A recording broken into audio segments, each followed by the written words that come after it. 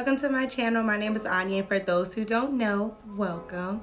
So in today's video, I'll be reviewing my childhood acquaintance. She actually has a hair company, and her hair, y'all, it is so freaking bomb. This video is not going to be too long. It's not going to be too chatty. I'm just going to show you the steps on how I make a wig, and probably in the next video I'll install it. But if I don't do it in the next video, it's in the same video. It depends what I choose. So yeah. But anyways, her packaging is really cute. It comes in this box, and of course it's raw Indian hair. And yes, it is actually raw hair. It's not from China. It's not from Japan. No, it's literally imported from India. And y'all, the hair is bomb as heck. I ordered hair from her 2 years ago, 2.5 to 2 years ago, and it's still bomb. Sir, who told you to talk about video? Hair from her 2.5 years ago, and I made it into a wig, and it is super soft still. It does not tangle. It doesn't shed like excessively. It sheds literally very little. But anyways, I made the wig already because I had to refilm this video because my audio was messed up and you couldn't hear me. Really annoying. But anyways, this is the leftover that I have from it. This is the 18-inch, and she conditions the hair. She washes and conditions the hair for you, which is amazing. And the products that she uses, y'all, it smells so freaking good. Like, I'm not lying. And then she also threw in these free pair of shades, which is really cool.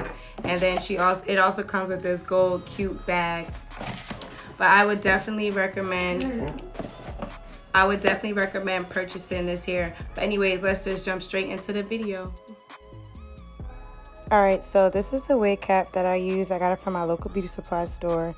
And in this clip, I'm just showing you which way you should have the wig cap on the dome head. I really need to get out of these styrofoam dome heads. They're super freaking annoying. But anyways, so I'm just showing you here how to put the closure. I got a 5x5 closure.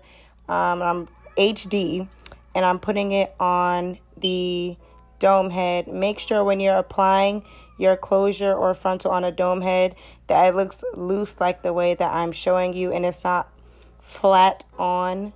If you understand what I'm saying. Make sure you're pinning down your section so that it's easier to sew the closure onto the wig cap.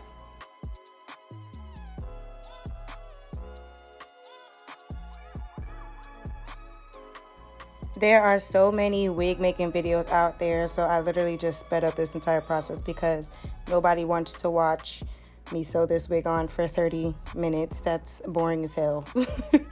But make sure when you're applying this wig make sure when you're applying your closure that, as you can see, the sides are laid flat on the back. It looks seamless, whereas in the front it has that effect where it's like hanging over and it's really loose.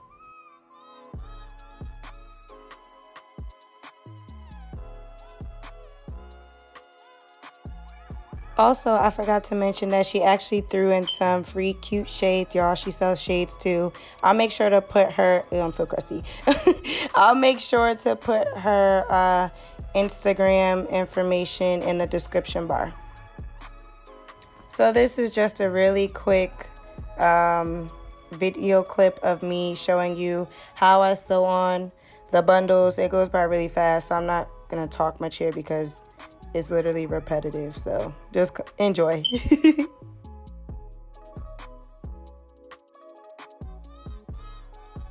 In this part, I'm showing you when you're flipping the hair over to the next, because I did double weft it because I had 3 bundles and the hair is super thick. Make sure, I learned this trick actually from Simone Charisse. You guys should go check her YouTube channel out, but you're taking that first track out of this 2, if that makes sense, like the inner track closest to the mesh cap, and you're gonna sew that part first, and then you're gonna overlap it with the next track so that it's a seamless flip over and it's not bulky. Just keep watching.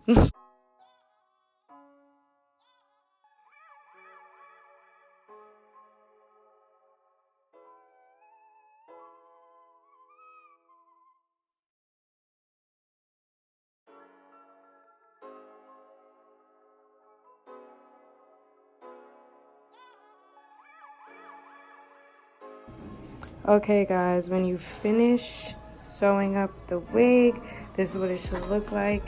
You should sew the weft right next to the closure.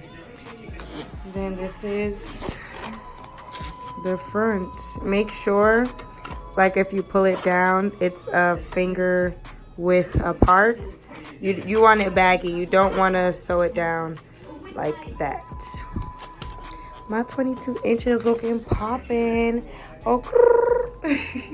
Okay, so when our wig is all done and constructed, what you're gonna do is you're gonna cut that excess cap off from under the lace and only the lace. But make sure when you're cutting that you do not, I repeat, do not cut the string that you use to sew it on there, because then your whole wig is just going to be messed up. So be mindful and be careful.